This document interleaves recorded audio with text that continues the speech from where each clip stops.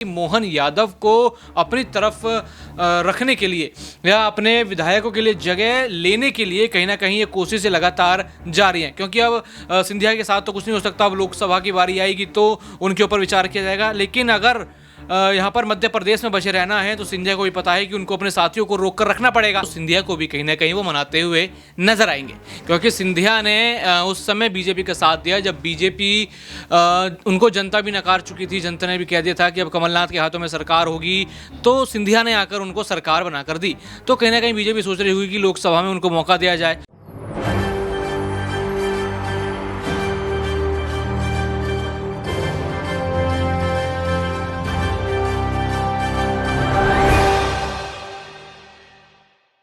नमस्कार, मैं नाज़मीन खान और आप देख रहे हैं SP9 न्यूज़। विधानसभा चुनाव के नतीजों के साथ साथ भारतीय जनता पार्टी ने ये तस्वीरें भी साफ कर दी है कि लोकसभा चुनाव के लिए वो पूरी तरह से तैयार हैं। और तैयारियों की बात करें तो नए मुख्यमंत्रियों के ऐलान के साथ ये तमाम चीज़ों की घोषणाएं हो चुकी हैं। मध्य प्रदेश, राजस्थान और छत्तीसगढ़ की चर्चाएं करें तो यहां पर नए मुख्यमंत्री के तौर पर ऐसे चेहरे उतारे गए हैं जो अलग अलग वर्गों को साधने के लिए सटीक बैठते हैं। अब ऐसे में मंत्रिमंडल का विस्तार होना बाकी है। मध्य प्रदेश में मंत्रिमंडल का विस्तार नहीं होता, राजस्थान में मंत्रिमंडल का विस्तार अभी तक नहीं हुआ है, छत्तीसगढ़ में आज मंत्रिमंडल का विस्तार हो जाता है। और ऐसे में देखा जाए तो इन दो राज्यों को लेकर आखिरकार भारतीय जनता पार्टी कब तक फैसला सुनाती हुई नजर आई है। यहाँ पर देखा जाए तो तेलंगाना को लेकर भारतीय जनता पार्टी पर सवाल दागे जा रहे हैं कि तेलंगाना में तो शपथ ग्रहण समारोह भी पूरा हो जाता है, यहाँ पर मंत्रिमंडल का भी विस्तार हो जाता है और यहाँ के नए मुख्यमंत्री बड़े बड़े फैसले लेते हुए भी नजर आते हैं। लेकिन आखिरकार मध्य प्रदेश में यहाँ पर विवाद छिड़ रहा है। मध्य प्रदेश की बात करें तो वहाँ की राजनीति ही बदलती हुई नजर आ रही है, जिसमें कहीं ना कहीं अब भारतीय जनता पार्टी खुद ही अपने पैर पर कुल्हाड़ी मार रही है। ऐसे में देखा जाए तो यहाँ पर शिवराज सिंह चौहान जो पूर्व मुख्यमंत्री हैं और वहीं ज्योतिरादित्य सिंधिया जो केंद्रीय मंत्री हैं, ये कहीं ना कहीं नाराज भारतीय जनता पार्टी से और नए मुख्यमंत्री से भी नजर आए। और इसी बीच में देखा गया कि बगावती सुर भी यहाँ पर पनप सकते हैं, जिसमें शिवराज सिंह चौहान को तो मना लिया जाता है, दिल्ली बुलाकर देखा जाता है कि उनको एक बड़ी जिम्मेदारी सौंप दी जाती है। लेकिन ज्योतिरादित्य सिंधिया को ना तो बुलावा आता है, ना ही मनाने की कोशिश की जाती है और ना ही खुद ज्योतिरादित्य सिंधिया भारतीय जनता पार्टी के समर्थन में कोई बड़ी बात यहाँ कहते हुए नजर आते हैं। इसी बीच में ज्योतिरादित्य सिंधिया की मुलाकात नए मुख्यमंत्री से होती है, जिसको लेकर कई सवाल यहां पर उठते हुए नजर आते हैं। क्या विधायक ज्योतिरादित्य सिंधिया की मुलाकात से नाराज हो जाएंगे या विधायकों को जगह दिलाने के ज्योतिरादित्य सिंधिया मजबूरी में नए मुख्यमंत्री से मुलाकात करते हुए नजर आ रहे हैं? तमाम सवाल बन रहे हैं और सवालों के जवाब देने के लिए मेरे सहयोगी दौलत मेरे साथ जुड़ चुके हैं। दौलत, आपका बहुत बहुत स्वागत है। दौलत, सबसे पहला सवाल यही रहेगा कि अभी हाल ही में ज्योतिरादित्य सिंधिया की मुलाकात नए मुख्यमंत्री मोहन सिंह यादव से होती है। इस मुलाकात में गुलदस्ता दिया जाता है, इस मुलाकात में हाथ जोड़े जाते हैं और ये हाथ जोड़ते हुए ज्योतिरादित्य सिंधिया नजर आते हैं। इसके क्या मायने निकालते हैं आप कि क्या मजबूरी में ज्योतिरादित्य सिंधिया को नए मुख्यमंत्री से मुलाकात करनी पड़ी? देखिए, इसमें कई और भी विषय हो सकते हैं कि यहाँ पर उनको मुलाकात करनी पड़ी हो, लेकिन जिस तरीके से उनके जेस्चर यहाँ पर नज़र आए तो ये कहीं ना कहीं राजनीतिक उद्देश्य से देखा जा सकता है कि वहाँ पर क्या अपने मंत्रिमंडल विस्तार से पहले लगातार जो मुलाकात वो कर रहे हैं, यहाँ पर उनके कई सारे ऐसे विधायक हैं जो कांग्रेस से बीजेपी में आए हैं, उनको मंत्रिमंडल में रखने के लिए या फिर उनको मंत्रिमंडल में जगह मिले, इसके लिए सिंधिया लगातार लगता है कोशिश करते हुए नजर आ रहे हैं। क्योंकि अब ये तो श्योर शॉट हो चुका है कि उनका चांस कहीं नहीं है। पहले सीएम पद में देखा जा रहा था, सीएम रेस में देखा जा रहा था, इन दोनों में कहीं भी उनको चांस नहीं मिला और फिर क्या देखा जा रहा था कि मंत्रिमंडल में जगह मिलेगी।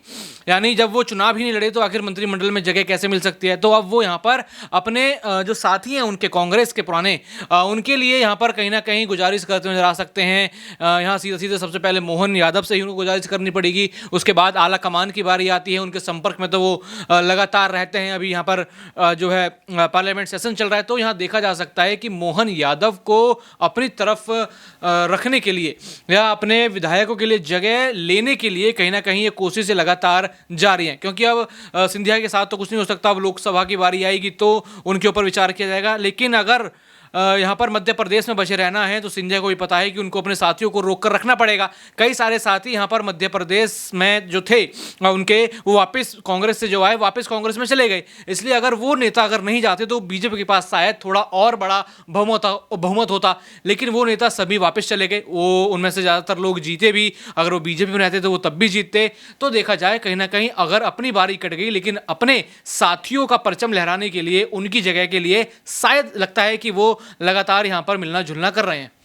यहाँ पर कहा गया कि अपने विधायकों को जगह दिलाने के लिए ज्योतिरादित्य सिंधिया मुलाकात कर रहे हैं। अगर देखा जाए कि ज्योतिरादित्य सिंधिया ने इस बात का ना तो ऐलान किया, सिर्फ ये कहा कि शिष्टाचार मुलाकात थी, इस मुलाकात में सिर्फ वो बधाई देते हुए नजर आए। यानी कि देखा जाए कि ज्योतिरादित्य सिंधिया अगर यहाँ पर अपने ही फायदे के लिए मुलाकात कर रहे हैं, मान लीजिए कि अगर इन फायदे में उनके विधायक शामिल नहीं होते हैं और सीधे तौर पर देखा जाए कि इस मुलाकात से नाराज नजर आते हैं कि आप तो मुलाकात कर आए, बल्कि आपको तो हमारे साथ मुलाकात भी करनी चाहिए थी, यहाँ मुलाकात नहीं होती है, तो क्या माना जाए कि ज्योतिरादित्य सिंधिया ना सही लेकिन उनके विधायक बगावत कर सकते हैं, क्योंकि कांग्रेस में जा सकते हैं, इससे पहले भी गए हैं और कहीं ना कहीं अपमानित तो विधायक हो रहे हैं। तो क्या माना जाए कि इन तमाम विधायकों की कांग्रेस में वापसी तय है?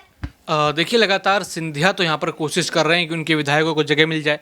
लगातार वो इन्हीं चीज़ों में लगे हुए हैं कि उनके विधायकों को जगह मिले। यहाँ पर मोहन यादव सबसे पहले जब कंसिडर करें मंत्रिमंडल तो उनके विधायकों का नाम आए। लेकिन यहाँ पर देखा जाए अगर जगह नहीं मिलती है तो उससे पहले वो लोग बगावत कर चुके हैं। बगावत किस लिए कर चुके हैं कि सिंधिया को प्रॉपर वे में बीजेपी ट्रीट नहीं कर रही, और ना ही उनको टिकट मिलने की संभावनाएं थी कि सिंधिया के साथ आने के बाद भी अगर टिकट नहीं मिला तो इससे बढ़िया तो हम कांग्रेस में थे। वो ये सोच के कांग्रेस में चले गए, और बाकी अन्य नेताओं के साथ भी कहीं ना कहीं ऐसी ही स्थिति पनपती हुई नजर आ सकती है।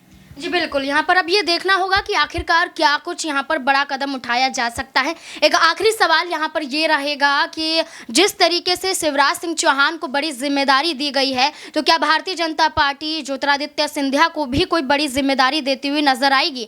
अगर ये जिम्मेदारी दी गई तो ये लोकसभा चुनाव में ही देखा जाएगा। अगर जिम्मेदारी नहीं दी गई तो साफ तौर पर ये मान लिया जाएगा कि इनका इस्तेमाल किया गया है सिर्फ और सिर्फ इसलिए ताकि विधायकों की संख्या बढ़ाई जा सके, सत्ता में सरकार आ सके। क्या लगता है आपको, क्या वाकई अगर यहाँ पर ज्योतिरादित्य सिंधिया को लोकसभा चुनाव में भी कहीं ना कहीं बड़ी जिम्मेदारी अगर नहीं दी गई तो मान लिया जाए कि अब ज्योतिरादित्य सिंधिया को सीधे सीधे तौर पर भारतीय जनता पार्टी से किनारा कर लेना चाहिए? इसकी अभी तो प्रबल दावेदारी दिखती है कि लोकसभा में उनको जगह मिलेगी, क्योंकि अगर उन्होंने शिवराज सिंह चौहान को मना लिया तो सिंधिया को भी कहीं ना कहीं वो मनाते हुए नजर आएंगे। क्योंकि सिंधिया ने उस समय बीजेपी का साथ दिया जब बीजेपी उनको जनता भी नकार चुकी थी। जनता ने भी कह दिया था कि अब कमलनाथ के हाथों में सरकार होगी, तो सिंधिया ने आकर उनको सरकार बनाकर दी। तो कहीं ना कहीं बीजेपी सोच रही होगी कि लोकसभा में उनको मौका दिया जाए, और अगर मौका नहीं दिया जाता है तो कहीं ना कहीं सिंधिया के लिए स्थिति हो जाएगी कि नहीं आके रहे ना वहाँ के रहे। 19 में ही कुछ समय के लिए जिम्मेदारी मिली, फिर उसके बाद सब कुछ छीन लिया गया। यानी कांग्रेस से बीजेपी में आने का कुछ फायदा उनको उनके लेवल पर नहीं हुआ। जी बिल्कुल, यहाँ पर विकल्पों की तो भरमार है, लेकिन भारतीय जनता पार्टी क्या इन विकल्पों का इस्तेमाल करती हुई नजर आएगी या ज्योतिरादित्य सिंधिया ये बड़ा कदम उठाते हुए नजर आएंगे? जो तमाम सवाल यहाँ पर बन रहे हैं, अब ये देखना होगा कि मंत्रिमंडल विस्तार और लोकसभा चुनाव तक क्या कुछ हल निकलता हुआ नजर आता है। इस मुद्दे को लेकर आपकी क्या राय बनती है, कमेंट बॉक्स में जरूर बताएं। देखते रहे SPN9 न्यूज़। धन्यवाद।